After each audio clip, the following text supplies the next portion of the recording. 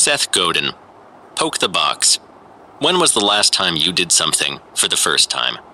Read by me, Brian Dozy. Have you been holding on to a game-changing idea, unsure of what to do with it? Are you torn between wanting to unleash your idea and the fear that it might fail? Well, you should know that you're not alone. Even the most successful innovators have experienced these same worries. As the author and marketing guru Seth Godin makes clear, there's always a fear of falling flat on your face when you're striving to be the first out the door with a brilliantly innovative idea. Maybe you'll be ahead of your time, or maybe the original idea will fail but will lead to the next idea that then proves to be the real game-changing winner. This could very well be the case, but you'll never know unless you take that first step and instigate your idea. We live in a great era for people with innovative visions. Thanks to an economy with willing investors and inexpensive business models, it's high time for you to take the leap and see what happens. Blink number 1. In today's ever-shifting economy, the ability to adapt and change is essential for success. What would you do if there were no obstacles in your way? Is there a dream project you'd pursue if you had all the resources and the cooperation from others you needed? These days, instead of money, contacts, and powerful organizations, the most important success factor for businesses is instigation capital, the desire and entrepreneurial spirit required to take the initiative and turn your dreams into a reality. In the past few years, money has become less important for business success. In 2012, 67 internet startups were founded in San Francisco and New York. But traditionally, the amount of money needed for this would have only covered around 20 companies in Silicon Valley. This illustrates how much cheaper it is to operate a successful business these days. This means that money and networks are no longer the most crucial factors for launching a successful venture. What you really need is the drive to pursue your goals. What you need is instigation capital. Anyone can take a business class and learn about marketing, distribution, and all the other elements of business. What's not taught in class is instigation. Yet if there's no one around to inspire and push an idea forward, there is no business, and certainly no product to market and distribute. Without initiative, all anyone can do is sit back and watch the changes that other players are instigating. Take Wikipedia, for example. It was started in 2001 by regular people who were inspired to build an online encyclopedia that was open to contributions from anyone. Though the idea wasn't to overtake the dominant player at the time, Encyclopedia Britannica, that's exactly what happened. And the reason was that Encyclopedia Britannica lacked the initiative to take advantage of the internet. With countless investors ready to fund the next great idea, there's just one thing separating the next Wikipedia from the next Encyclopedia Britannica: the initiative to bring that idea to life. Blink number 2. In order to be a winner, you have to poke the box. Many people wait their entire lives for someone to give them their lucky break. But those who manage to bring their dreams to life don't wait around for permission. They go ahead and poke the box, which is a habit that you too should start cultivating immediately.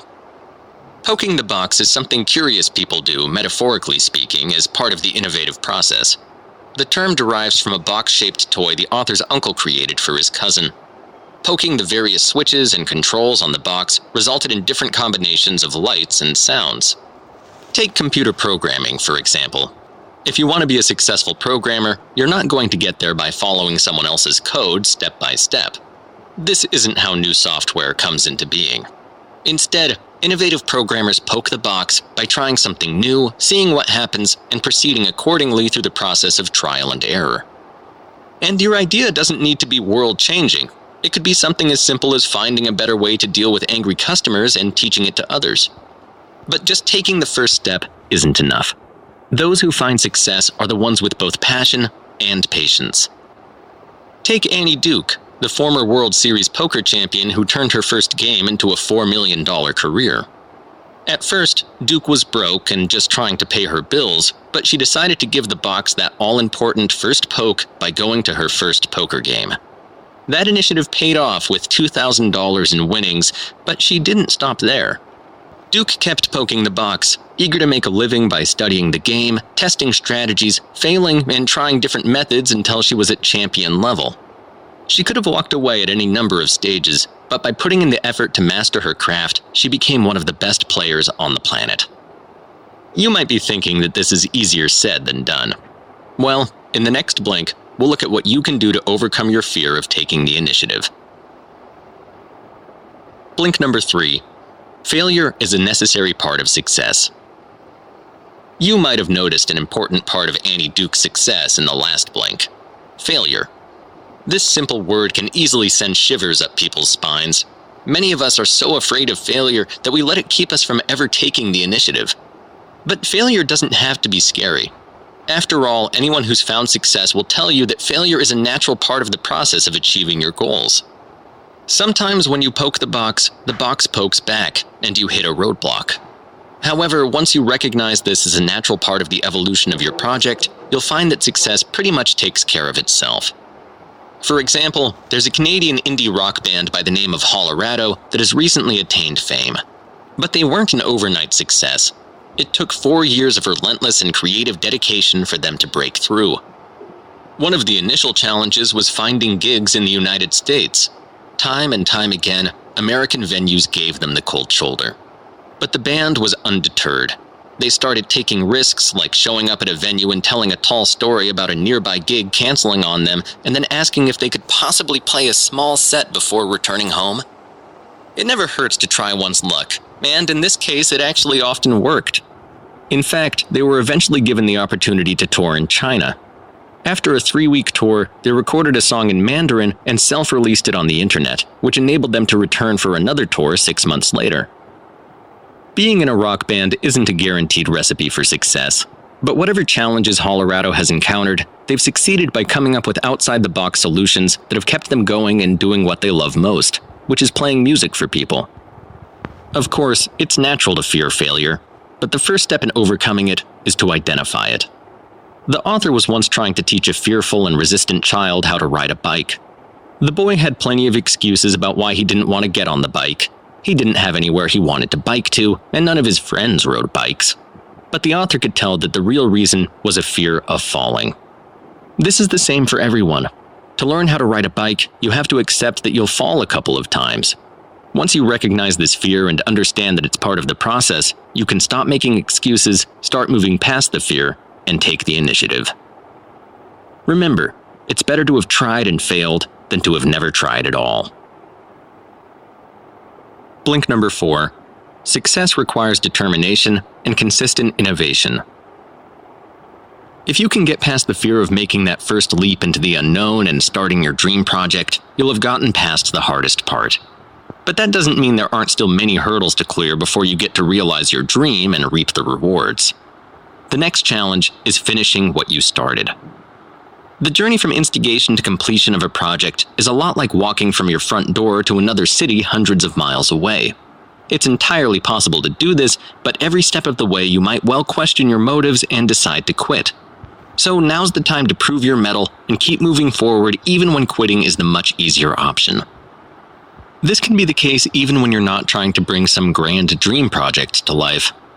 Let's say your job is to pitch ideas to your boss, but she keeps rejecting your ideas month after month. The job then becomes finding the energy to keep going, to continue to poke the box and try to find that winning idea. This state of perpetual innovation is the key to most of today's and yesterday's most successful companies. They manage to create a culture of innovation. Originally, Henry Ford found success thanks to the assembly line, which allowed Ford to turn out less expensive and more efficiently made cars. Today, the assembly line continues to be the dominant mode of production by companies around the world. However, the newest, most innovative companies like Apple or Pixar build and organize teams around projects. This is one of the main reasons Google has consistently stood out among competitors like Yahoo or About.com. They always have teams at work developing the next generation of tools and projects. It's entirely possible that the majority of Google's ideas will never work out or even see the light of day, but as long as 1 or 2 are successful, those few successes will likely outweigh the many failures. Blink number 5. Beware of overstarting. As we've seen, one of the biggest hurdles to clear in generating new ideas is taking that first step. However, for a significant portion of people, the problem isn't starting, but rather overstarting. There's a good chance you might know an overstarter, someone who loves to take on new projects before the previous ones are even completed. And while it's great to have an endless supply of new ideas, overstarting can also be a form of self-sabotage. One of the bad ways in which overstarting can reveal itself is if a person sees every moment as a chance to start some new idea or project while being blind to its possibly harmful repercussions. For instance, let's say you're at a restaurant and you spot Elton John sitting at another table. If you're an overstarter, you might see this as the perfect opportunity to tell him what a big fan you are and to ask him to sing at your daughter's wedding, even if that doesn't really make sense.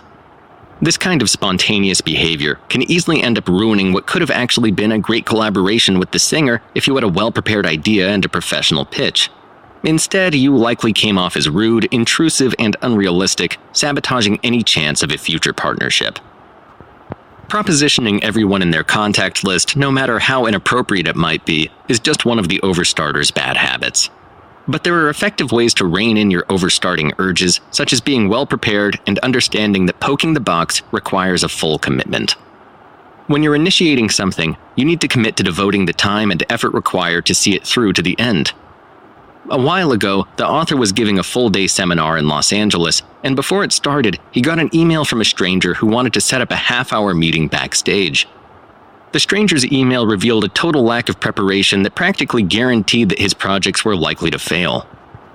In a sense, this kind of lack of preparation is the same as not even trying at all. It's easy to set yourself up to fail. Anyone can do it. To succeed, you need patience, preparedness, and perseverance, as these qualities will set you apart. If you're well prepared, this will reveal itself during meetings with potential collaborators and instill in them confidence and willingness to be part of a well-thought-out project. You just listened to R-Blinks 2, Poke the Box, by Seth Godin. The central message is that innovation is the key to success, and it comes from poking the box, seeing what the response is, and testing out exciting ideas. Bringing an idea to life is easier said than done, but by recognizing our fears around failure, we can push ourselves to take the big leap into the unknown. Whether it's a groundbreaking concept or a small personal project, every endeavor requires the appropriate amount of attention, preparedness, and determination to see it through to the end.